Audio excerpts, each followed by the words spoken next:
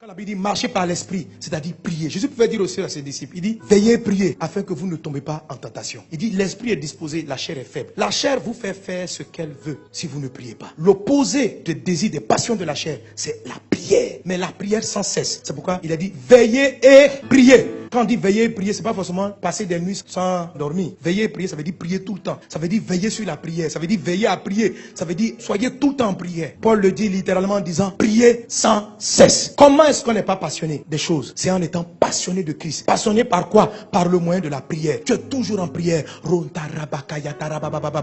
En Luc 21, je crois verset 36, Jésus dit ceci. Veillez donc et priez en tout temps. Cultivez la prière sans cesse. Quand tu dors, prie. Dans ton sommeil, prie. Quand les cauchemars arrivent, prie. Tu te réveilles le matin, prie. Avant de prendre ton petit déjeuner, prie. Au milieu du petit déjeuner, prie. À la fin du petit déjeuner, prie. Avec tes enfants, prie. Lève-toi, prie. Dans ta voiture, prie. Quand tu n'as pas envie de prier, prie. Quand tu as envie de prier, prie.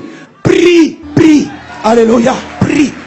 En tout temps. On dit veillez, priez en tout temps. Saison de pluie, tu pries. Saison sèche, tu pries. Il prie seulement. Prie. La prière crée une atmosphère. Quand vous êtes sur un territoire, vous priez. Il n'y a plus de malédiction qui tient. La malédiction est suspendue. Parce que la prière est une zone que Dieu sécurise. Votre vie doit être une vie de prière. Jésus a dit, ma maison sera appelée une maison de prière.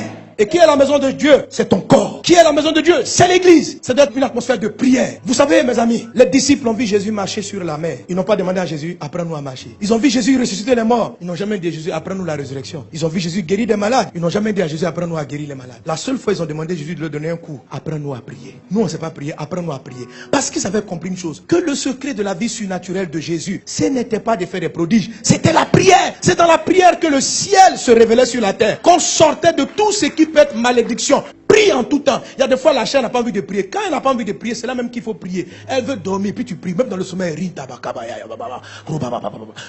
tu pries. Tu te réveilles, tu es en forme, tu pries. Tu as sommeil, tu pries. Prie. Prie. Ne justifie rien. Les disciples disent on a sommeil. Jésus dit je m'en fous. Priez. On dit mais nous on a sommeil. Laisse-nous dormir 30 minutes. On ne dort pas. Priez. Il dit mais comment on va faire? Il dit la chair est faible, l'esprit est disposé. Donc priez. Priez en langue. Priez en esprit. Prie. Dis à ton voisin prie. Tous les hommes spirituels, tous les gens de victoire prient. Et c'est la prière qui prend le temps, qui amène tous ceux qui sont dans votre entourage à être sous bénédiction. C'est comme ça que vous faites transiter la bénédiction qui est en eux. Quand vous priez, les gens qui travaillent avec vous, votre mari, si tu pries, la malédiction ne peut pas le toucher. Quelles que soient les réclamations de ses parents, toi ta maison est devenue une maison de prière. Lui il a un problème dans sa vie. Ton chauffeur, tu pries dans les voitures que tu achètes. Tu pries dans ton magasin. C'est la chair qui va te dire il ne faut pas prier, que les gens vont te prendre pour un fou. Quelle affaire de fou. Prie, sois fou même. Prie. Ta nouvelle boutique tu ouvres, tu dis les gars on commence par la prière.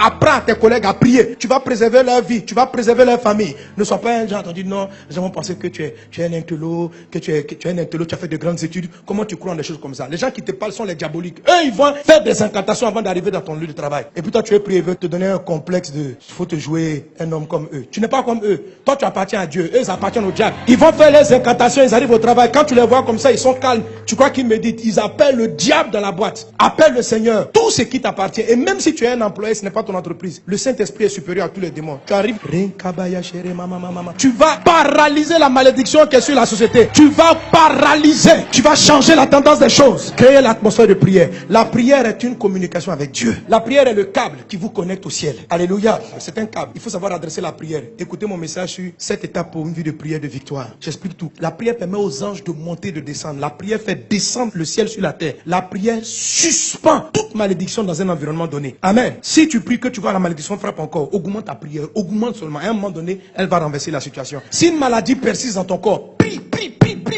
jusqu'elle va partir. Prie. Pierre avait une réclamation. Jésus dit, j'ai prié pour toi. La réclamation va plus avoir son effet. Donc il a régné, il est revenu à Jésus. Satan n'a pas gagné. La prière a sorti l'apôtre Pierre d'une réclamation satanique. La prière va sauver vos collègues. La prière va sauver votre conjoint. La prière. C'est pourquoi le pire ennemi de la chair dans ta vie, c'est ta vie de prière. La chair n'aime pas la prière. Quand tu vas prier, elle va te combattre. Mais il faut prier. Il faut remplacer toutes tes passions par des heures de prière. Amen. Alléluia. Que Dieu vous bénisse abondamment. Que sa grâce soit avec toi.